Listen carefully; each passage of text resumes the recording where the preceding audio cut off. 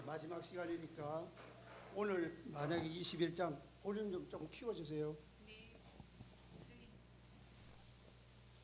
다음 주 오늘 21장을 조금 부족하게 덜 하면은 그 부족한 안 했던 부분하고 마지막 22장 전체 마지막 시간에 다 할 거니까 다 읽어오시기 바랍니다. 네, 오늘 먼저 지난 주에 했던 말씀 아주 중요하니까 조금 한 5분간 복습하도록 하겠습니다. 지난주에 용이 결박됐다고 그랬죠. 용이 결박됐는데 용이 초림부터 재림까지 사이 천년 동안 결박됐다 하는 말은 초림부터 재림 사이에 결박됐다는 뜻이에요. 왜 결박을 했을까요? 예수님 초림 때에 결박된 사건입니다.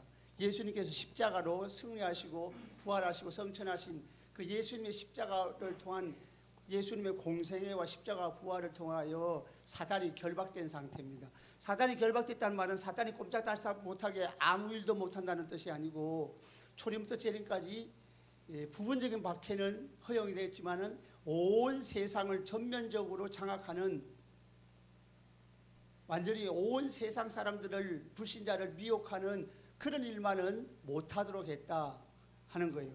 그리고 천년이 차면 그 후에 잠깐 놓여나서 온 세상의 불신자들을 전면적으로 미혹해가지고 교회를 박해하는 잠깐 동안의 박해가 있다고 그랬습니다. 그러면 사탄이 결박된 초림부터 재림까지의 사이는 천년이라고 했는데 왜 천년이라고 했죠? 천년은 10 곱하기 10 곱하기 10이라고 해가지고 10은 만수거든요. 만수. 그러니까 충분한 시간이란 뜻인데 그럼 무슨 충분한 시간이냐면 택한 백성들이 모두 돌아올 수 있는 충분한 시간이라는 뜻입니다. 그 천년 동안 초림부터 재림 기간을 천년이라고 상징적으로 표현했습니다. 그래서 천년 동안 결박한다. 그리고 그 결박된 기간 동안은 복음 전파 기간이죠. 그러니까 부분적인 박해는 허용이 됐으니까 어떤 지역에는 열리고 어떤 지역에는 닫히고 어느 시대에는 복음이 열리고 어느 시대에는 닫히고 이렇게 온 세상에서 열리고 닫히고 그렇게 하는 걸 통해 가지고 온 세상 모든 민족에게 복음이 전파되어서 택한 백성이 돌아오는 기간, 그 기간을 초림부터 재림까지의 기간을 상징적으로 충분한 기간, 택한 백성들이 돌아올 수 있는 충분한 기간이라는 뜻에서 상징적으로 천년이라 이렇게 표현했습니다. 이 동일하게 복음 전파 기간인데 이 사탄이 결박된 기간, 동일한 기간 동안에 성도들은 천년 동안 초림부터 재림 기간 동안 왕노릇합니다.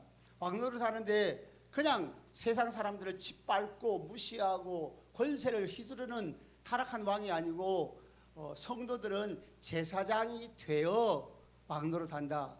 20장 6절에 그랬죠. 20장 6절 하반절에 보면 그리스도 하나님과 그리스도의 제사장이 되어 천년 동안 그리스도와 더불어 왕노릇하리라. 제사장이 된다는 것이 중요합니다.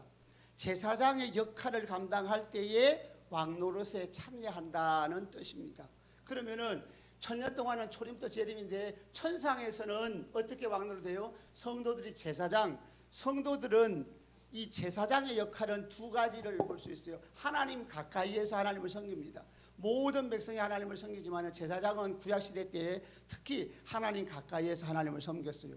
이제 세상을 떠난 성도들은 천상에서 하나님 가까이에서 하나님을 섬기게 되었죠. 그래서 섬김의 자리로 완전하게 회복된 그 상태, 그것이 제사장이 되었다. 하나님을 섬김의 자리로 회복되었다는 거고, 왕노릇 한다는 말은 구원의 영광스러움을 표현하는 말이기도 합니다. 그리고 구원의 영광스러움을 표현하는 말이기도 하지만은 또한 이제 참된 자유를 누린다는 것이죠. 참된 자유, 죄의 속박에서 벗어나서 참된 자유를 누린다는 점에서 왕노릇이고, 모든 고통과 고난과 불편에서 벗어났다. 죄의 유혹을 받지 않고 참된 안식과 만족을 누린다는 의미, 그리고 왕이신 하나님과 동거한다는 의미에서 왕노릇입니다.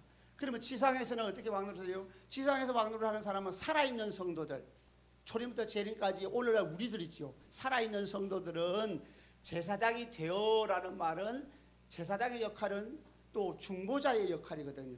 그러니까 이 땅에서 있는 성도들은 제사장으로서 왕노릇 하는데, 제사장이 된다는 말은 하나님과 죄인 사이의 중보자 노릇을 하는 것이 뭡니까? 쉽게 말하면 전도하는 거예요. 전도하는 거. 복음을 전파하는 것이 제사장의 노릇. 제사장이 되어 복음을 전파할 때에, 제사장의 역할을 감당할 때에 그때 왕노릇에 참여하는 것이다. 한 사람이 하나님 앞에 돌아오면 사탄의 주권에서 하나님의 주권으로 돌아오는 거잖아요. 그때 왕이신 하나님이 개입하셔서 그 사람의 마음을 감동시켜서 거듭나게 회심시킵니다.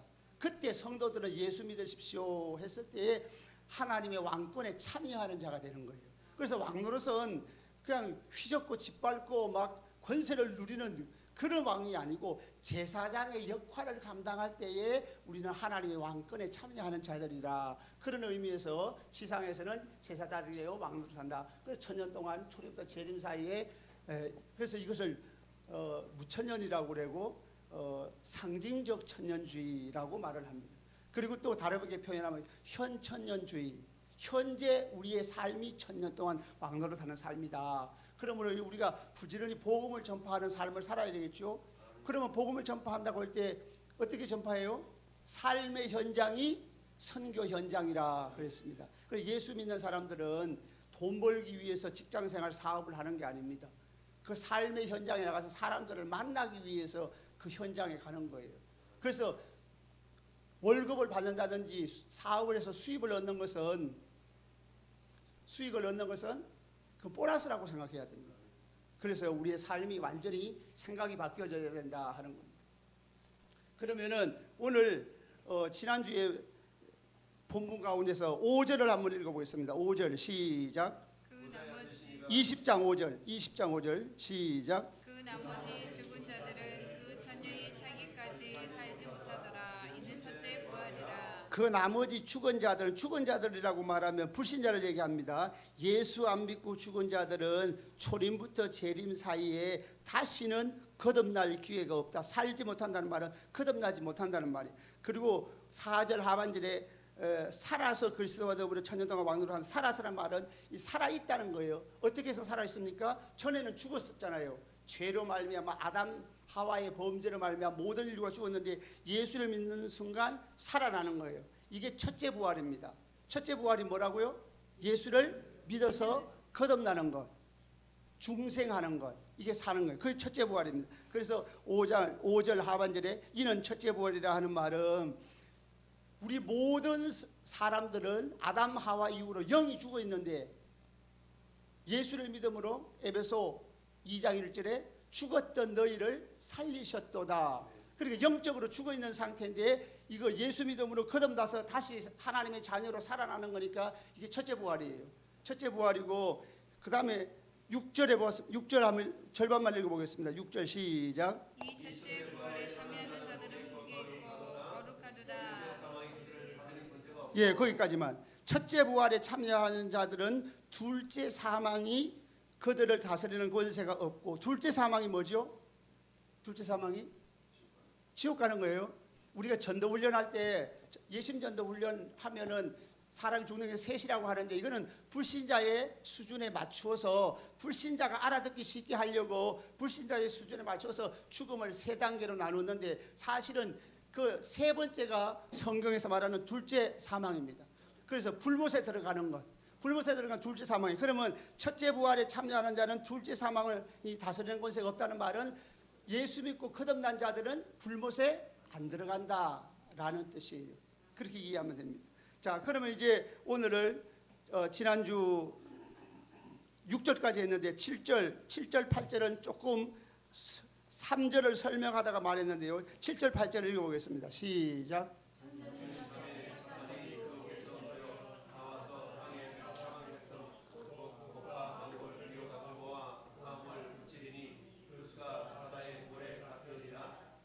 예, 천년이 참회라는 말은 초림부터 재림이 천년이니까 천년이 꽉 찼다는 말은 무슨 말이냐면 택한 백성들이 모두 돌아온 시점, 택한 백성이 모두 돌아온 시점, 이때는 예수님이 재림할 시점이죠. 그러니까 예수님 재림 직전에 사탄이 놓입니다. 왜 놓입니까? 온 세상 만국을 미혹하게 하려고 하나님이 허용하시는 거예요. 그래서 이 도표를 보면은 예수님 초림부터 재림 사이에 1000년 동안 사탄이 결박돼서 복음 전파 기간인데 이때 택한 백성이 모두 돌아왔어요. 그러면 1000년이 참에 사탄이 요 예수님 재림 직전에 사탄이 용이 잠깐 놓입니다. 잠깐 놓이는데 왜 놓입니까? 전면적 박해를 허용하시는 거예요. 그러니까 예수님 재림 직전에 잠깐 동안의 박해가 있습니다. 전에도 말씀을 드렸지만은 이 세대주의자들이 말하는 것처럼 3년 반, 7년 대환란, 3년 반 그런 건 없는 거예요. 3년 반, 7년 대환란 그런 게 아니고 3년 말이 아니고 6개월이 될 수도 있고 1년이 될 수도 있고 2년이 될 수도 있고 더 짧은 기간이 될 수도 있어요. 그건 성경에서 말하고 있지 않아요. 짧은 기간 동안 전 세계적인 그렇게 사탄이 여기 보니까 용이 사탄이 옥에서 놓여 나와 가지고 땅의 사방 백성 곧 곡과 마곡을 미혹하고 곡과 마곡은 구약에서는 북방민족입니다. 북방민족이 이스라엘을 침공하는 그 이야기가 에스겔 43장에 있는데 그 내용 말고 이 본문에서는 구약에서는 곡과 마곡이 북방민족이지만은 요한계시록에서는 그 이미지가 왔지만은 의미는 달라요. 어떻게 다릅니까? 땅의 사방 백성 곧 곡과 마곡. 곧이란 말은 동격입니다. 땅의 사방 백성 곧 곡과 마곡. 그러니까 곡과 마곡의 전쟁은 뭐냐면 온 세상의 불신자. 여기 땅의 사방 백성이라는 말이 백성이라는 단어가 에뜨네. 땅의 사방 만국이라는 뜻이에요. 온 땅에 있는 만국 모든 불신자들을 미혹합니다. 사탄이 배후에서 역사하는데 모든 불신자들을 똘똘 뭉치게 만들어요. 지금은 예를 들면 시진핑과 바이든이 하나가 될 수 없잖아요.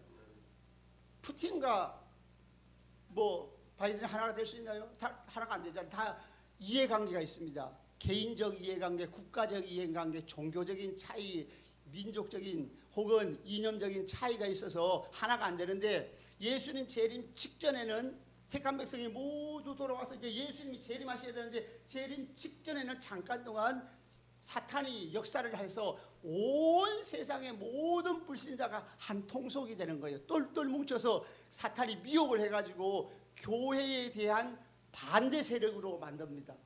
그래서 교회를 박해합니다. 그래서 성도들이 잠깐 동안 아주 잠깐 동안 박해를 하니까 두려워할 것이 없어요. 주님이 함께 하시기 때문에 박해할 즈음에 예수님이 재림해버리니까 우리는 조금만 참으면 되는 거예요. 그래서 곡과 마곡을 땅의 사방 만국 온 세상의 불신자를 미혹해가지고 싸움을 붙인다는 말은 전면적인 박해란 말이에요. 이 싸움은 물리적인 핵전쟁이나 3차 전쟁이 아니고 교회에 대한 박해입니다. 그래서 싸움을 붙이는데 그 수가 바다의 모래 같다. 온 세상 불신자가 똘똘 뭉치니까 바다의 모래 같은 많은 사람들이 이제 교회를 박해하는데 9절을 한번 읽어보겠습니다. 9절 시작. 그들이 지면에 널리 퍼져 성도들의 진과 사랑하시는 성을 때문에 하늘에서 부른 대로와 그들을 태워버리고 지금 20장 9절입니다. 지면에 널리 퍼져 온 세상 모든 지구상에 널리 퍼져서 성도들의 지인과 사랑하시는 성. 이건 구약적으로 표현됐지만 신약적으로 해석해야 됩니다. 성도들의 지인과 사랑하시는 성은 교회 공동체입니다. 교회 공동체를 박해하려고 할 때에 하늘에서 불이 내려와. 이건 예수님 재림입니다. 예수님께서 재림하셔서 불심판을 한다는 뜻이에요. 그들을 태워버렸다. 그리고 10절에는 마귀를 불과 유황못에 던져버렸다. 그렇게 말합니다. 그러니까 여기서 지금 사탄의 멸망을 보여주고 있죠. 자, 여기를 한번 보시기를 바랍니다. 19장 우리가 저전번 시간에 19장 11절부터 21절은 예수님의 재림의 모습이 나왔죠. 그때는 교회를 박해하는데 앞장선 자들의 멸망을 보여줬어요. 짐승과 거짓 선지자가 불못에 들어가고 또 많은 사람들이 새들로 배불렸다고 그랬잖아요. 새들이 와가지고 많은 사람들의 시체를, 그는 교회를 적극적으로 앞장섰던 자들에 대한 박해, 그들에 대한 멸망을 보여주고 20장 7절부터 10절은 사탄의 멸망을 보여주고 20장 11절부터 15절은 모든 불신자들의 멸망을 보여줘요. 이걸 왜 썼나 하면 시간적 순서로 기록된 것이 아니다. 19장은 재림이고 20장은 재림 이후에 천년왕국이 되는 거 그런 게 아니라는 거예요. 시간적 순서가 아니고 다 같이 주제별로 보여준 것이다. 그래서 19장 11절부터 21절은 박해의 앞장선 우두머리들의 멸망을 보여주고 20장 7절부터 10절은 그 배후 세력인 사탄의 멸망을 보여주고 일반 모든 불신자들의 멸망은 20장 11절부터 15절에 모든 불신자의 심판을 보여주고 근데 이게 동시적으로 오는 겁니다. 어떤 사람들은 예수님 재림하고 19장 21절에 많은 사람들이 이제 사탄이 그 박해하는 자들이 짐승과 거짓 선자가 불못에 들어갔다고 하면 그때 동시에 사탄도 멸망하고 모든 불신자들도 지옥 가는 겁니다. 동시적인데 주제별로 보여주니까 이거를 착각을 해가지고 사람들이 시간적으로 차례차례 일어나는 줄 알아요. 그 동시적으로 일어나는 건데 보여주기를 주제별로 설명을 했다는 겁니다. 환상을 주제별로 보여준 거예요. 자, 그러면 이제 20장 11절 읽어보겠습니다. 시작. 또 내가 크고 흰 보좌와 그 위에 앉으신 이를 보니 땅과 하늘이 그 앞에서 피하여 간 예, 여기는 이제 일반 불신자가 심판받는 모습을 보여주는데 크고 흰 보좌가 있다고 하는 것은 크다는 것은 심판이 엄중하다는 것이고 흰 보좌, 하얗다는 말은 더러운 자들, 깨끗하지 않은 자, 성결하지 않는 불신자들이 심판을 받는다. 그리고 그 백보좌 위에 앉으신 이가 누굴까요? 예수님입니다. 전에는 내가 하나님, 성부 하나님인 줄로 생각을 했었는데 요한복음에 보면 예수님이 말씀하시기를 요한복음 5장에서 요한복음 5장 22절 또 요한복음 5장 27절 이런 데 보면은 예수님께서 인자됨을 인하여 이 세상에 사람이 되어 우리 죄를 위하여 이 땅에 오신 구세주로 오신 것 때문에 하나님 아버지가 심판하는 권세를 아들에게 맡기셨다 그랬어요. 그러니까 예수님이 흰 보좌에 앉으셨습니다. 그리고 하늘과 땅이 피하여 간데 없더라. 하늘과 땅은 예수님 재림하시는 다 베드로후서 3장에 보면 불로 완전히 세상을 심판할 것이기 때문에 다 불타 없어 하늘도 타버리고 없어지고 이 뜨거운 물질도 다 없어진다 그랬죠. 그래서 피하여 간데 없더라. 하늘과 땅이 다 없어졌어요. 그러니까 이때는 이미 하나님 보좌 앞에서 우리는 영광스럽게 부활해가지고 주님을 맞이하고 있고 모든 불신자가 심판받는 거예요. 자, 12절 보면 12절 읽어보겠습니다. 시작. 또 내가 보니 죽은 자들이 큰 자나 작은 자나 그 보좌 앞에 서 있는데 책들이 펴 있고 또 다른 책이 펴져 있으니 그 생명책이라. 죽은 자들이 자기 행위를 따라 책들에 기록된 대로 심판을 받으니. 예, 여기 죽은 자들은 불신자를 얘기합니다. 성도들은 예수를 믿음으로 그 영이 살아있는 자로 표현됩니다. 죽은 자를 심판한다는 말은 죽은 자들이 심판을 받는다는 말은 불신자들이 심판받는다는 말이고 그 심판을 받는데 책들이 펴져 있고 또 다른 책이 펴졌는데 생명책이라. 그러니까 생명책에 기록되지 않은 자들은 행위대로 심판을 받습니다. 그러니까 이 땅에 있는 모든 사람들은 행위대로 심판을 받으면 하나님의 수준에서 보면 모든 자가 다 지옥 갈 수밖에 없는 거죠. 불못에 다 들어가게 됩니다. 그 다음에 13절에 보면 바다가 그 가운데에서 죽은 자를 내주고 사망과 음부도 그 가운데 죽은 자를 내준다. 바다라는 말은 지금 있는 강과 바다 그 바다가 아닙니다. 이 요한계시록에서 바다는 악한 세력의 근거지입니다. 요한계시록 13장에 보면 바다에서 짐승이 나왔다고 하는 말은 그게 악한 세력의 근거지예요. 바다. 그 다음에 사망과 음부도 그 가운데 죽은 자를 내준다. 음부란 말은 하데스란 말인데 이 하데스라는 말은 죽음이라는 의미도 있고 무덤이라는 의미도 있고 죽은 자들이 다 있는 곳이라는 의미도 있고 또 지옥이라는 의미도 있어요. 다양한 의미가 하데스에 있는 건데 여기서는 아마 어느 곳에 있든지 그러니까 바다 악한 세력의 근거지라고 그랬잖아요. 그리고 죽은 자들 사망과 음부도 죽은 자들이 가 있는 곳이 그 어느 곳이든 그러니까 죽은 자들이 어느 곳에 있든지 다 심판의 부활로 부활해가지고 심판을 받고 불못에 들어간다라는 뜻입니다. 그 다음에 14절에 가서 보면 사망과 음부도 불못에 던져진다. 이것이 둘째 사망 곧 불못이라. 다시는 이제 죽음이 없는 영원한 지옥 불못에 들어가게 되는 거죠. 이것이 둘째 사망이라. 누구든지 생명책에 기록되지 못한 자는 불못에 던져지리라. 생명책에 기록된 자들은 누구죠? 예수 믿는 사람들. 예수 믿는 사람들. 그래서 21장 27절에는 이 생명책을 어린 양의 생명책이라고 했어요. 어린 양의 생명책.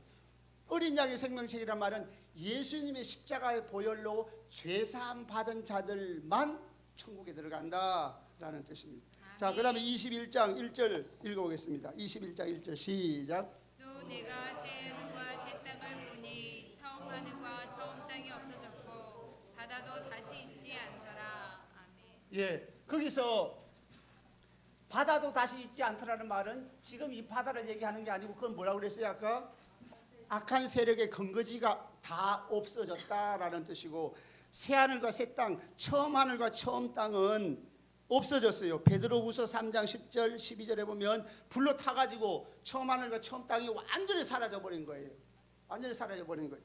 그리고 새하늘과 새 땅을 보니, 새하늘과 새 땅은 실제하는 천국입니다. 여기에 보시길 바랍니다. 새하늘과 새 땅은 새하늘과 새 땅은 실제하는 천국, 실제로 존재하는 천국입니다. 실제로 존재하는 천국이에요. 어떤 사람들은 새하늘과 새 땅을 이 세상이 갱신될 것이라고 이해하는 사람이 있어요. 그런 얘기 들어보셨죠, 여러분? 네, 여호와지기. 이 여호와의 증인 아니더라도 개혁주의 입장에 있는 사람들도 그렇게 말을 합니다. 신학자들이 뭐를 오해를 해서 그런가 하면은 2절을 오해를 해서 그래. 2절 읽어보겠습니다. 시작. 또 내가 봄에 거룩한 성 새 예루살렘이 하나님께로부터 하늘에서 내려오니 그 준비한 것이 신부가 남편을 위하여 단장한 것 같더라. 예, 그 21장 2절에 보면 또 내가 봄에 거룩한 성 새 예루살렘이 하나님께로부터 하늘에서 내려오니 그 준비한 것이 신부가 남편을 위하여 단장한 것 같더라. 이래가지고 이거를 신부라고 생각한 거예요. 새 예루살렘을. 신부면은 교회 공동체잖아요. 그러니까 이 사람들은 어떤 이해를 하는가 하면은 여기가 새하늘 새 땅이라고 해요. 새하늘과 새 땅이 있으면은 새하늘과 새 땅은 이 세상이 갱신됐다고 생각합니다. 이 세상, 지금 살고 있는 이 세상이 뿅 하고 완전히 변화가 돼가지고 새롭게 됐다는 거예요. 그래서 하늘에서 뭐가 내려왔다고 그래서? 새 예루살렘. 새 예루살렘이 하나님께로부터 내려오는데 신부가 남편을 위하여 단장한 것 같더라 하니까 새 예루살렘이 신부면은 교회 공동체거든요. 교회 공동체. 교회 공동체가 새하늘과 새 땅에 내려와가지고 이 세상이 갱신된다. 예수님 재림하고 나면 이 세상이 뿅 하고 완전히 변해가지고 새하늘과 새 땅이 돼가지고 완전히 변화된 이 세상에 교회 공동체가 새 예루살렘이 교회 공동체라고 생각해가지고 이게 신부가 남편을 위하여 단장한 것 같더라. 그 말 때문에 예루살렘이 교회 공동체니까 교회 공동체가 말하자면 우리가 영혼만 천국에 가 있다가 예수님 재림하시면 부활하잖아요. 부활한 몸으로 이 세상에 다시 와서 이 세상에서 영원히 산다. 이렇게 말하는 사람들이 많이 있습니다. 신학자들도 그래요. 심지어는 목회를 신실하게 하시고 아주 보수적으로 신실하게 잘하시는 분도 이런 이해를 하시는 분들이 있어요. 이것은 착각을 한 겁니다. 뭘 착각했는가 하면 2절을 착각한 거예요.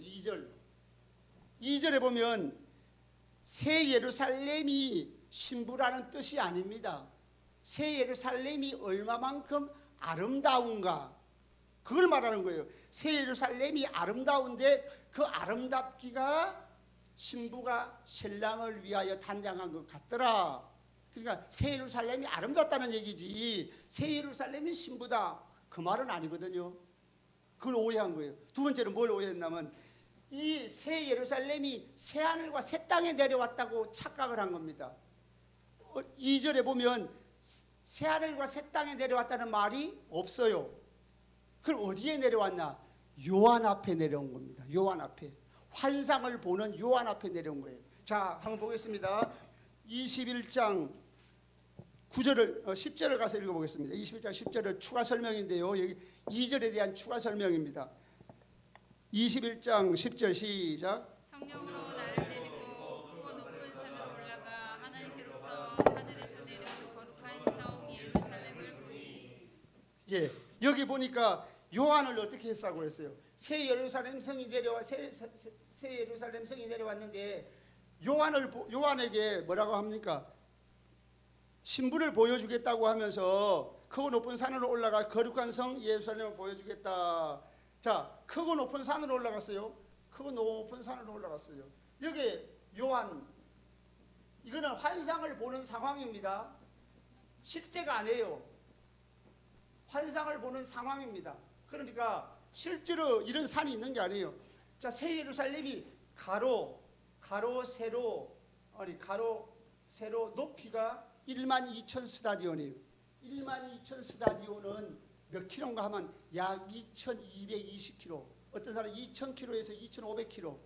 여기에서 마닐라 정도 가까이 가는 그 정도의 규모가 커요. 그러니까 한국으로 말하면 대한민국의 36배 정도 되는 어마어마한 새 예루살렘 성을 보여줬는데, 이거를 관찰을 하려면은 요한이 관찰하기 위해서는 12,000 스타디온보다 더 높은 곳으로 올라가야 되겠죠. 12,000 스타디온보다 더 높아야 되겠죠. 그 높은 곳으로 올라가 가지고 요한으로 하여금 이 관찰하게 하는 겁니다. 관찰해 가지고 설명하도록 하는 거예요. 그러니까 요한 앞에 요한이 설명할 수 있도록, 관찰할 수 있도록 요한 앞에 내려온 것이지 새하늘과 새 땅 위에 내려온 게 아니란 말이에요. 자, 그러면 새 예루살렘하고 새하늘과 새 땅의 관계는 뭐 어떻게 되느냐? 새하늘과 새 땅은 실제하는 천국입니다. 실제하는 천국. 실제로 보면 천국이에요. 그런데 실제하는 천국을 요한이 봤는데 설명을 할 수가 없어요. 왜냐하면 우리가 말을 하는 것은 단어가 사고할 수 있어야 되고 보고 경험할 수 있어야 되잖아요. 그런데 진짜 천국은 너무너무 아름다워서 사람의 말로 표현할 단어가 없어요. 그런 말이 없습니다. 단어 자체가 없어요. 그러니까 설명이 안 되는 거죠. 설명이 안 되니까 새하늘과 새 땅을 보여주고 실제하는 천국을 보여줬는데 요한이 성도들에게 어떻게 설명을 해야 되는데 설명을 못 한단 말이에요. 그런 단어가 없어서. 그래서 새 예루살렘 성을 요한 앞에 보여주면서, 이거는 뭐냐 하면 새 예루살렘은 천국을, 이게 아주 중요합니다, 형상화하여 상징적으로 묘사한 곳이에요. 그러니까 이것도 천국이라고 볼 수 있는 거죠. 새 예루살렘은 진짜 천국이고, 아니 새하늘과 새 땅은 진짜 천국이고 실제하는 진짜 천국이고, 새 예루살렘 성은 천국을 말로 설명 못하니까 인간이 말로 설명할 수 있도록 형상화해가지고, 그 실제가 아니에요. 형상화해서 상징적으로 묘사한 곳이 새 예루살렘이에요. 그러니까 새 예루살렘에 들어간다는 말도 곧 천국에 들어간다는 말과 같은 말이에요. 그러면 여기서 착각이 일으키는 것은 이 새 예루살렘이 바로 천국을 묘사한 거거든. 천국과 천국에 사는 성도들의 아름다움을 말하기 위해서 이와 같이 상징적으로 묘사했다 하는 거예요. 자, 그러면 다시 돌아와 가지고 2절은 이 요한이 관찰할 수 있도록 요한 앞에 새 예루살렘 성이 내려왔다는 것 자체가 중요한 거예요. 그래서 이 세상이 갱신되는 게 아니고 진짜 우리가 옛날 목사님들이 설교했는 것처럼 우리는 저 영원한 천국에 가는 거예요. 요한복음 14장 2절 3절에 보면 예수님께서 내가 너희를 위하여 거처를 예비하러 가노니 가서 너희를 위하여 거처를 예비하면 내가 다시 와서 너희를 내게로 영접하여 나 있는 곳에 너희도 있게 하리라. 그랬죠. 예수님은 언제 이 세상을 변화시켜서 이 세상에 와서 다시 살 것이다 그런 말 안 했잖아요. 그래서 영원한 천국은 있는 거예요. 진짜로 천국이 있고, 그 진짜 천국이 새하늘과 새 땅이고, 그 새하늘과 새 땅을 말로 설명 다 하지 못하니까 너무너무 아름다우니까 천국을 형상화해가지고 가로 세로 높이 12,000 스타디온 이렇게 해가지고 상징적으로 묘사한 겁니다. 여기 뭐 문이 12개가 문이 있고 그 기초석이 12개가 있고 하는 것은 그거 다 상징적인 의미라 실제로 있는 일이 아니라는 거예요. 상징적으로 묘사한 것이다. 자, 그러면 천국은 어떤 것이냐 하면은 3절 읽어보겠습니다. 21장 3절 시작. 내가 들으니 보좌에서 큰 음성이 나서 이르되 보라 하나님의 장막이 사람들과 함께 있음에 하나님이 그들과 함께 계시리니 그들은 하나님의 백성이 되고 하나님은 친히 그들과 함께 계셔서. 함께라는 말이 3번 나왔죠. 저번에도 이걸 중요해가지고 말씀을 드렸습니다. 함께, 천국에는 하나님과 성도들이 함께 사는 곳입니다. 아멘. 함께 사는 것으로부터, 하나님과 함께 사는 것으로부터 쫓겨나는 것이 심판이고 함께 사는 것으로 회복됨이 구원입니다. 영원히 함께 사는 거예요. 죄를 지으면 에덴에서도 하나님과 함께 살았죠. 에덴 동산에서 하나님과 함께 살았는데 하나님이 쫓아냈잖아요. 그 쫓아내는 것이 심판이고 다시 회복됨이 구원입니다. 함께라는 말이 아주 중요하다고 그랬어요. 믿음으로 구원받는 거예요. 믿음이 뭡니까? 믿음이 뭐라고 그랬죠? 믿음이라는 헬라어는 피스티스인데 이것은 산스크리트 비히드라는 말이에요. 비히드라는 말은 연합한다는 말과 동여맨다는 말 두 가지 단어의 합성어입니다. 그 말은 무슨 말이냐면 연합해가지고 동여매면 항상 함께 있어야 되는 거잖아요. 동여매니까 꼼짝달싹 못하게 분리가 되지 않는 거예요. 그러니까 믿음이라고 하는 것은 예수님과 함께 사는 게 믿음이에요. 아멘. 그럼 믿음으로 천국 간다는 말은 이 세상에서 예수님과 함께 사는 자가 영원히 하나님과 함께 산다라는 뜻이 믿음으로 구원받는다는 것이에요. 그러면 이 세상에서 예수님과 함께 살지 않으면 영원히 예수님과 하나님과 함께 못 살아요. 그건 참된 믿음이 아니거든요. 입으로만 믿는 거, 생각으로만 믿는 거, 그거는 좀 부족한 믿음이죠. 진짜로 예수님과 함께 살아야 합니다. 성령이 우리와 함께 계시잖아요. 그래서 성령의 인도함을 따라 사는 것이 신앙생활이다. 이렇게 볼 수 있는 겁니다. 그래서 함께 3번이나 나와서 우리가 하나님과 영원히 함께 산다. 이게 장막이라는 개념도 하나님이 우리와 함께 산다는 개념이에요. 자, 그러면 그 다음에 4절, 이 영원한 천국, 새하늘과 새 땅, 영원한 천국에는 어떤 상태인지 보겠습니다. 4절을 읽어보겠습니다. 4절 시작. 다시는 사망이 없고 애통하는 것이나 곡하는 것이나 아픈 것이 다 있지 않으니 처음 것들이 다 지나갔음이로라. 모든 눈물을 씻어주신다는 말은 완전한 치유, 영육간의 완전한 치유를 해주시겠다. 그리고 사망, 다시 죽음이 없고 애통하는 것이나 곡하는 아픈 것이 없다. 처음 것들이 다 지나갔습니다. 처음 것들이 지나갔다는 말은 이 세상에서 예수를 믿으면서 고난당하고 억울한 일 당하고 욕얻어 먹고 불이익을 당하고 사람들로 박해를 받은 모든 고난 고통, 이 모든 것 처음 것들이 다 지나가고 이제 눈물을 씻어준다는 말이 우리의 영육간의 완전한 치유, 영혼, 사실은 육신적으로 별로 없어도 영혼의 압박을 받는 사람들 많이 있거든요. 정신적인 압박을 받는 사람들. 그래서 영육간의 완전한 치유를 해주시겠다라는 말이 눈에서 눈물을 씻겨준다는 말이에요. 그리고 5절 읽어보겠습니다. 5절 시작. 보좌에 앉으신 이가 이르시되 보라 내가 만물을 새롭게 하노라 하시고 또 이르시되 이 말은 실실하고 참되니 기록하라 하시고. 예, 내가 만물을 새롭게 하노라 하는데 이게 번역은 조금 매끄러지 못해요. 이 본문은 헬라어 원어로 보면 카이나, 포이오, 판타. 카이나는 새롭게라는 말이고 포이오는 뭐뭐 하다, 만들다 그런 뜻이고 판타는 모든 것이에요.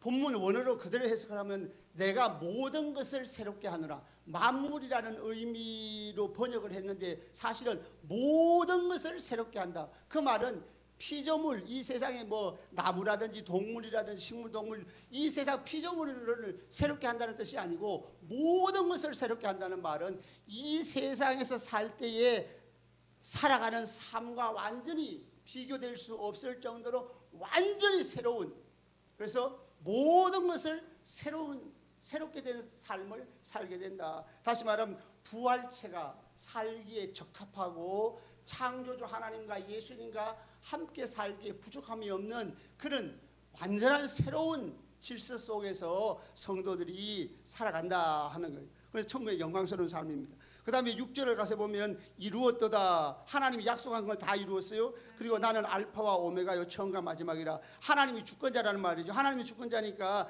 약속한 것을 이루시고 계획한 것을 성취하시고 시작한 것을 마쳤어요. 이제 성도들에게도 구원의 완성이 이루어진 거지요. 새하늘과 새 땅에 들어갔으니까, 천국에 들어갔으니까 다 이루어진 거예요. 그 다음에 내가 생명수 샘물로 목마른 자에게 값이 준다. 생명수 샘물로, 생명수 샘은 목마른 자에게 물이 필요한 거잖아요. 이 세상에 사는 사람들은 갈증 만난 인간입니다. 지식에도 목마르고 돈에 목마르고 사랑에 목마르고 여러 가지 우리는 무엇인가 부족함을 느끼는 삶을 이 세상에서 사는데, 이제 생명수 샘물로 목마른 자에게 값없이 준다는 말은 천국에서는 조금도 갈증이 없는 만족한 삶을 누리게 된다. 그리고 생명수 샘물이란 말은 다른 말로 표현하면 또 성령입니다. 성령으로 항상 충만하게 되어가지고 그 마음속에 기쁨이 충만한 삶을 살게 된다. 만족과 행복이 넘치는 삶을 살게 된다. 그래서 생명수 샘물로 목마른 자에게 값이 준다는 말은 성령 충만이 잠시만 아니고, 이 땅에서는 우리가 잠시 있을 수 있잖아요. 잠깐 동안 성령 충만했다가 또 성령 충만 잃어버리고 또 죄를 짓고 실수하고 넘어졌다가 불평하고 원망했다가 또 다시 기도하고 회개하고 성령 충만 받고. 그런데 천국에서는 영원토록 성령 충만한 거예요. 그러니까 항상 만족이 넘치는 삶을 살아간다 하는 겁니다. 그 다음에 7절 나가시 읽어보겠습니다. 7절 시작. 이기는 자는 이것들을 상속으로 받으리라. 나는 그의 하나님이 되고 그는 내 아들이 되리라. 아멘. 예, 여기서 이기는 자는이라는 말은 아시아 7교회에, 에베소, 에스보드, 사빌라 7교회에 이기는 자는 맨 마지막에 항상 잘못한 교회도, 잘한 교회도, 서머나 교회 같이 빌라델비아 같은 교회도 또 이기는 자의 얘기를 했고, 그 다음에 책망을 받은 사대 교회라든지 에베소 교회라든지 두아디라 교회도, 또 라우디게아 교회 같은 칭찬이 없는 교회도 또 이기는 자에 대한 이야기를 했어요. 그래서 이기는 자만 천국 가는 거예요. 여기서 한 가지, 이만희는 자기가 이긴 자라고 합니다. 그 책자에 보면은 이만희가, 여기는 단수라고 되어 있으니까 이기는 자는, 에베소 교회 사자에게 편지할 때 쭉 가보면 이기는 자가 단수니까, 단수는 여러 사람이 아니고 한 사람이다. 그 이기는 자가 이만희다. 그래서 그 신천지 사람들하고 이야기하면 이긴 자가 이만희라고 그러거든요. 근데 이기는 자만 천국에 들어가거든요. 새하늘과 새 땅에는. 그러면 이만희만 들어간다는 뜻이 되는 거잖아요. 그러니까 자기들도 말이 안 맞아요. 앞뒤가 안 맞는 말을 하는 거예요. 그러면 그 신천지 따라갔던 사람들은 신천지 천국에 못 간다는 얘기가 되잖아요. 그러니까 말이 안 되는 거죠. 그러니까 어쨌든지 여기서 이기는 자라고 하는 말은 처음부터 끝까지 믿음을 지킨 자도 이기는 자고, 도중에 넘어지고 쓰러졌을지라도 회개하여 철저하게 회개해서 처음 사랑, 처음 믿음을 회복한 자도 이기는 자다. 믿음의 승리자, 박해가 있을지라도 믿음을 지키는 이기는 자가 되시기를 바랍니다. 아멘. 이기는 자는 이것들을 상속으로 받으리라. 이것들을 상속으로 받는다는 말은 그 앞에서 1절부터 7절까지 했던 그 모든 것 다 얘기합니다. 그러니까 새하늘과 새 땅을 상속으로 받고 영광스러운 구원을 상속으로 받는 것, 그것을 바로 얘기합니다. 그 다음에 나는 그의 하나님이 되고 그는 내 아들이 되리라. 이것이 언약의 공식입니다. 하나님이 우리의 하나님이 된다는 말은 우리가 하나님이 아버지 노릇, 하나님 노릇 해주겠다는 거예요. 하나님 노릇 해주겠다는 거, 아버지 노릇 해주겠다는 거. 그 다음에 성도들은 하나님의 아들이 되리라. 아들이 된다는 말은 상속자가 된다는 말이에요. 천국의 상속자가 되어서 천국의 유업을 누리려고 행복하게 만족하게 살아가는 그 삶을 얘기합니다. 그리고 이제 8절은 불못에 들어갈 자, 두려워하는 자, 믿지 않는 자, 흉악한 자, 살인자, 음행, 우상숭배, 거짓말하는 자들은 불과 유황으로 타는 못에 던져지르니 이것이 둘째 사망이라 그랬어요. 그리고 난 뒤에 이제 9절에 다시 처음 새 예루살렘 성에 대한 이야기를 풀어줍니다. 자, 9절에 보면, 9절 중간에 보면 내가 신부 곧 어린 양의 아내를 내게 보이리라 하고 10절에 가서 크고 높은 산으로 데리고 갔습니다. 아까 그림을 그렸는데 크고 높은 산으로 데리고 가가지고 요한을 아주 높은 산으로 데리고 가가지고 어린 양의 아내를 보여주겠다. 어린 양의 아내. 어린 양의 아내가 누구예요? 성도들이죠. 어린 양의 아내가 성도들입니다. 어린 양의 아내가 성도들인데 모든 성도, 구원받은 모든 성도들이죠. 구원받은 모든 성도들. 어린 양의 아내를 보여준다고 했는데 어린 양의 아내를 보여준다고 해놓고 정작 보여준 것은 어린 양의 아내를 보여준 게 아니고 어린 양의 아내가 살아갈 천국을 먼저 보여줬습니다. 그리고 보여준다고 하던 어린 양의 아내는 24절에 가서야 보여줘요. 자, 이건 좀 이따가 다시 얘기하고. 자, 그러면 어린 양의 아내를 보여준다고 했는데 그 다음에 이제 아까 10절을 설명했죠. 높은 산으로 데려가가지고 하늘에서 내려오는 새 예루살렘, 가로 세로 높이가 12,000 스타디온이라고 하는 이 가로 세로 높이, 이 새 예루살렘 성을 보여줬어요. 이것이 뭐 형상이라도 형상화했는데 형상화했다고 해가지고 조그맣게 뭐 100m, 200m 혹은 1km, 2km가 아니고 2220km, 12,000 스타디온이나 되는 어마어마한 새 예루살렘 성을 형상화해가지고 보여준 거예요. 천국을 형상화해서 보여준 겁니다. 그리고 그 11절에 보면 그 영광이 있어 그 성의 빛이 벽옥 같고 수정같이 맑더라. 하나님의 영광이 비친 그 빛이 벽옥과 수정같이 맑더라. 다시 말하면 거룩하다는 말입니다. 그래서 이건 천국에는 거룩하지 않은 자들은 들어갈 수 없다 하는 걸 말하고 있어요. 그 다음에 12절에 가서 보면 성곽이 있고 12문이 있고, 그 다음에 12절 하반절에 보면 그 성문들 위에 이름이 있는데 12지파의 이름들이 있더라 그랬죠. 그 다음에 13절에 보면은 동서남북 세 개의 문이 있다고 그랬어요. 자, 여기서 먼저 12문에 12지파가 있다는 말은 무슨 말이냐면 문이 몇 개입니까? 한번 생각을 해봐요. 이게 상징이어야지 실제라고 하면은 문제가 있는 겁니다. 예를 들어서 2220km가 되는데, 그러니까 서울서부터 말릴라까지 거의 비슷한 거리 그거 되는데 문이 3개밖에 없어요. 3개. 그 말이 됩니까? 그 다음에 가로, 세로, 그러니까 사방에 3개씩 문이 12개가 있다는 거예요. 그래서 문은 24개가 아닙니다. 어떤 사람들은 들어가는 문 24 문이라고 생각을 해가지고 12지파, 12사도의 그렇게 구약성도와 신약성도를 따로따로 이야기하는데 그건 좀 맞지 않는 말이고, 문은 24개가 아니고 12개의 문이에요. 12개의 문에 12지파의 이름이 기록되었다고 하는 말은 요한계시록 7장에서 12지파 14만 4천만 구원받은 자들이라고 그랬죠. 그러면 성도들이 12지파에 속해 있는 거예요. 모든 성도들은, 초대교인들은 다 아브라함의 자손이요 이스라엘 12지파요 하나님의 백성입니다. 그래서 갈라디아서 3장에 보면 3장 29절에 예수님을 믿는 성도, 예수 그리스도의 것이면 아브라함의 자손이요 함께 유업을 이을 자라고 그랬어요. 그러니까 모든 성도들이 하나님의 백성 이스라엘이고 이스라엘 12지파에 속한 줄로 믿습니다. 어느 지파에 속했냐고 물으면 그건 이단입니다. 그건 알 필요가 없어요. 구약 성도부터 신약 성도, 예수님 재림할 때까지 모든 성도가 12지파에 속해 있고 그 12문으로 들어가는 겁니다. 그래서 어느 문으로 들어가는 건 문제가, 그거는 상징이기 때문에 아무 관계 없는 거예요. 이걸 그냥 천국을 형상화시켜서 하나님의 백성들, 믿는 성도들이 들어간다, 그 얘기를 하기 위해서. 그 다음에 성곽의 기초석이 있어요. 성곽의 기초석은 12기초석인데 12사도의 이름이 기록되어 있어요.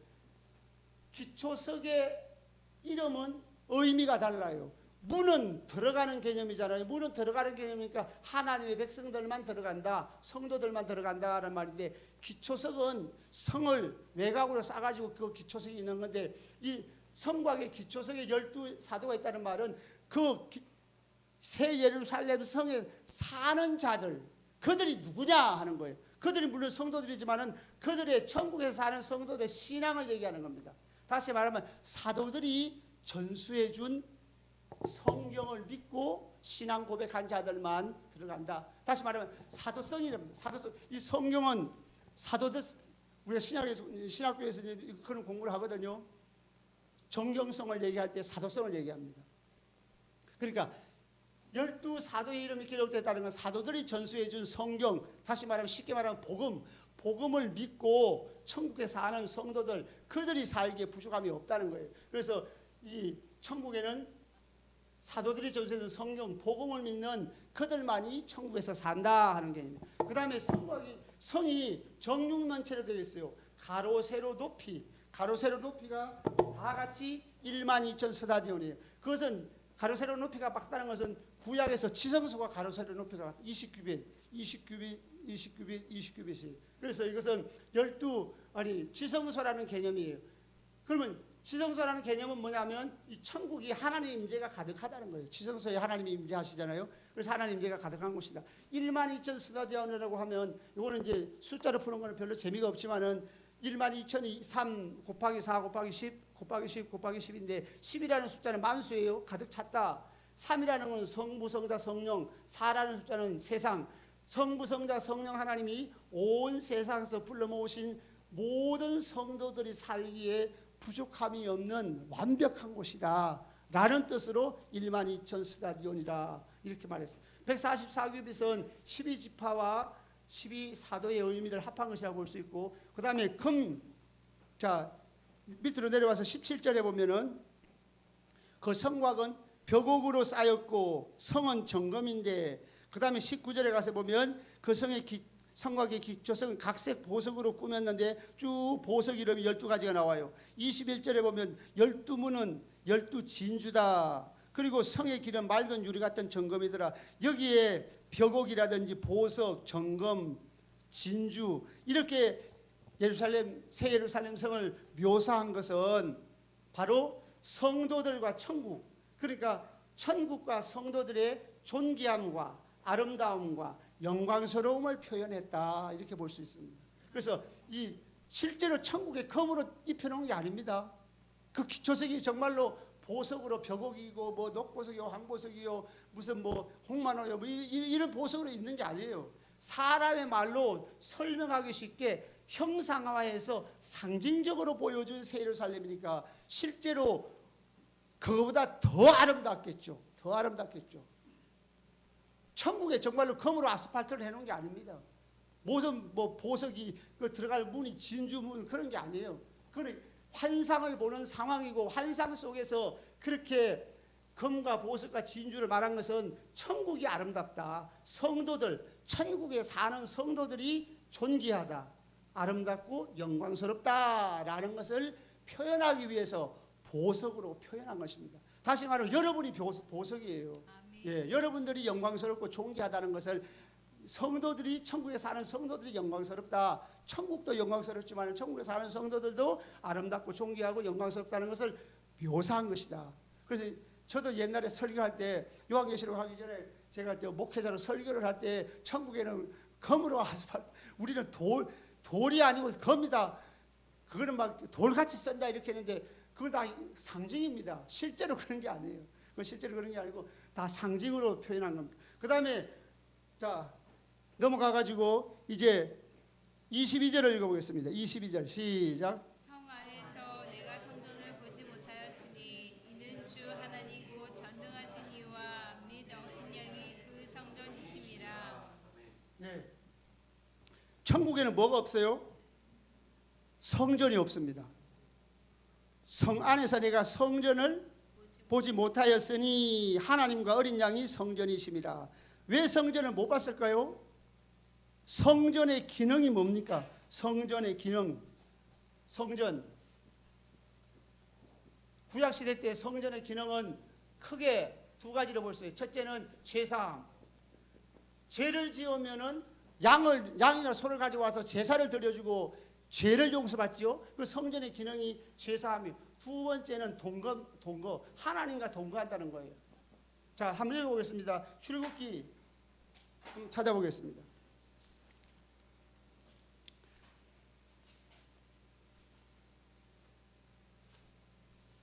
출애굽기 25장 8절 25장 8절 시작. 예, 내가 누구죠? 하나님이죠. 내가 그들 중에, 그들은 하나님의 백성입니다. 내가 그들 중에 거할 성소. 하나님이 동거하기 위해서 성소를 지어라. 그러니까 성소의 개념은, 이 성전의 기능은 죄를 용서받는 기능이 있고 하나님과 동거하는 의미가 있어요. 하나님이 성소에 임하셔서 내가 너희들과 동거할게. 함께 사는 게 뭐라고 그랬어요? 구원. 그래서 하나님이 에덴에서 쫓아냈는데 하나님이 자기 백성들과 함께 산다는 의미로 성소를 지어서 내가 너희와 함께 산다. 그 예수님도 있다고 할 때 예수님의 별명이 임마누엘이죠. 하나님이 우리와 함께 계신다. 함께 사는 게 구원이에요. 성령 보혜사 성령이 오면 너희와 항상 함께 있으리라. 함께가 참 중요한 거예요. 성경 전체에서 그 동거하는 개념입니다. 하나님과 함께 사는 거예요. 그러면 이제 새하늘과 새 땅 천국에 들어갔습니다. 천국에 들어가면은 이미 제사함을 받았잖아요. 그리고 하나님과 영원히 동거하게 되니까 성전의 기능이 다 이루어진 거예요. 그러니까 성전이 필요 없는 거죠. 성전의 기능이 다 이루어졌으니까. 그래서 성전이 필요 없다. 보이지 않는다. 자, 아주 중요한 구절이 있습니다. 24절을 읽어보겠습니다. 24절 시작. 만국이 그 빛 가운데로 다니고 땅의 왕들이 자기 영광을 가지고 그리로 들어가니라.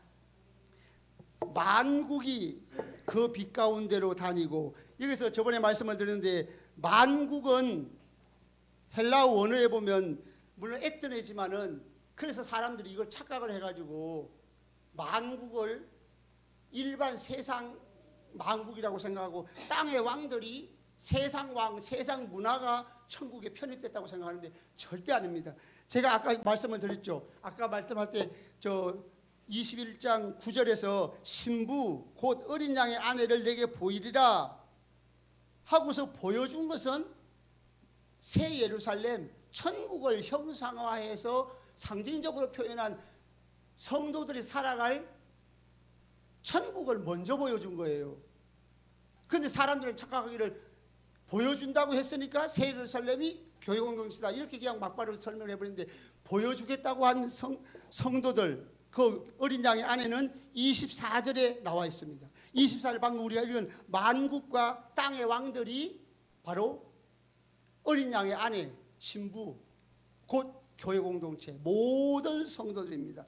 그런데 만국이라는 말이 그게 무슨 말인지 하면 그 헬라어 원문에 보면은 에뜨네, 요거는 에뜨네지만은 스테펜 공인 본문에 이런 얘기는 전문적인 얘기지만은 그 보통 네슬 알란드 판을 기초로 해가지고 이 성경을 번역했거든요. 네슬 알란드 판에는 그냥 만국이 했어요. 근데 스테펜 공인 본문을 보면은 스테펜 공인 본문을 기초로 한 킹 제임스 버전에 보면 구원받은 만국이라고 나와 있어요.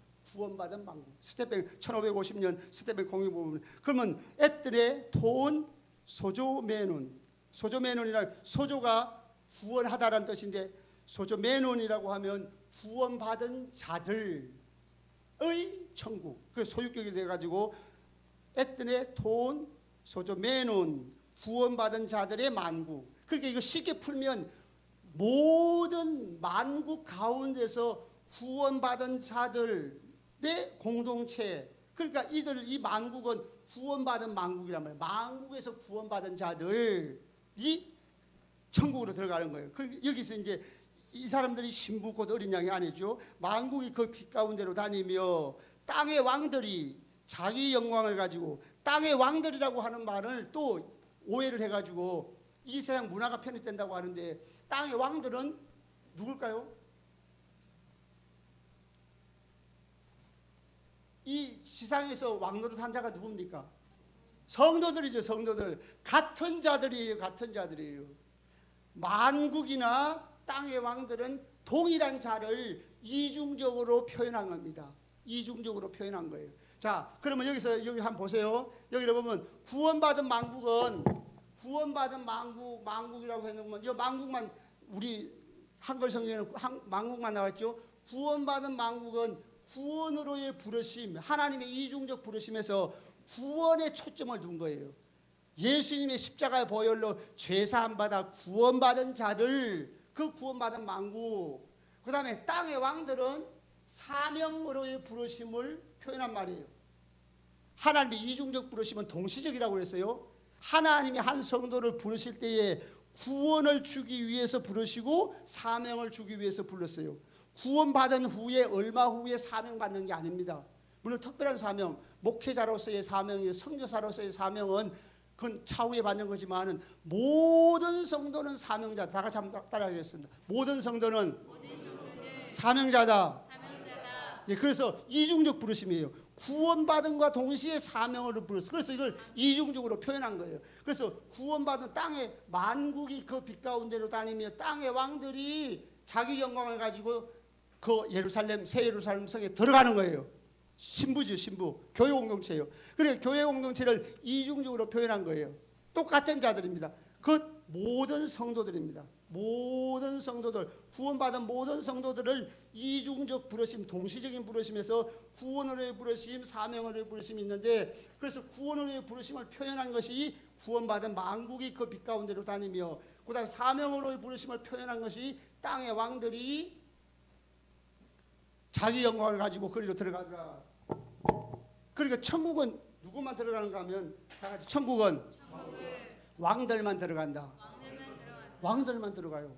천국 가는 모든 성도는 구원받은 만국이고 천국 가는 모든 성도는 다 땅의 왕들입니다. 그래서 땅에서 왕노릇하리라 그랬죠. 5장에서도 그랬고 그 다음에 1장에서도 제사장, 나라와 제사장으로 삼았다. 그 다음에 5장에서는 나라와 제사장으로 삼았는데 땅에서 왕노릇하리라 그랬잖아요. 그러니까 모든 성도는 다 왕노릇하는 겁니다. 저번에도 말씀을 드렸지만 우리가 이렇게 이 세상에 살 때에 가난하고 어렵고 병들고 또 영적으로도 실패하고 넘어지고 죄짓고 불평하고 원망하고 때에 따라서는 실수하는데 이게 무슨 왕노릇입니까? 라고 반문할지 몰라도 사명의 관점에서 왕노릇하는 거예요. 그래서 사명을 전하면 복음을 전파할 때에 왕노릇에 참여하는 거예요. 다 같이 나는 왕이다. 이 땅에 사는 성도들 다 왕이에요. 왕이라는 말은 제사장의 삶을 살 때에 왕노릇에 참여하는 거예요. 사명을 감당할 때에 왕노릇에 참여하는 거예요. 그러니까 천국에는 왕들만 들어가는 거예요. 왕들만 들어가요. 그러면 왕들만 들어간다는 말은 모든 성도가 왕이기 때문에 모든 성도가 제사장이 되어 왕노릇을 하기 때문에 모든 성도들이 다 들어가는 것을 이중적으로 표현한 것이 만국이 그 빛 가운데로 다니며 땅의 왕들이 거리로 들어가는데 뭐를 가지고 들어가요?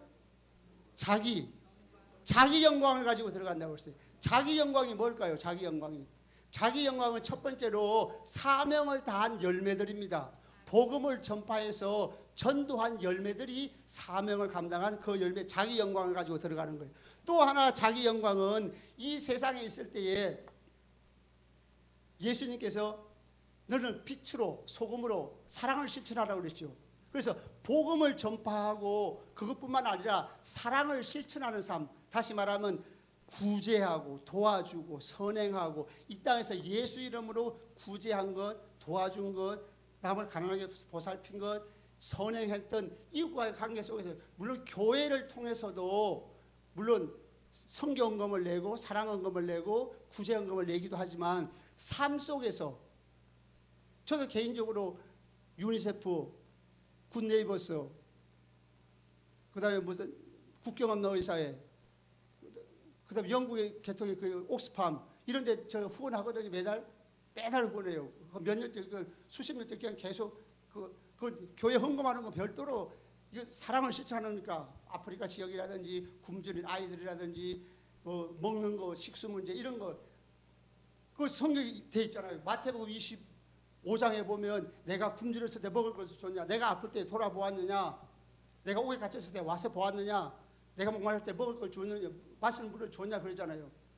근데 악한 자들은 언제 우리가 예수님 보고 안 했습니까? 지극히 작은 자 하나에게 하지 아니한 것이 내게 하지 아니한 것이라. 그러니까 천국에 들어가는 자기 영광은 선교적인 전도한 삶의 열매, 두 번째는 사랑을 실천한 것, 세 번째는 고난 속에서 큰일은 못했어도 고난과 역경 가운데에서도 믿음을 지킨 그 믿음.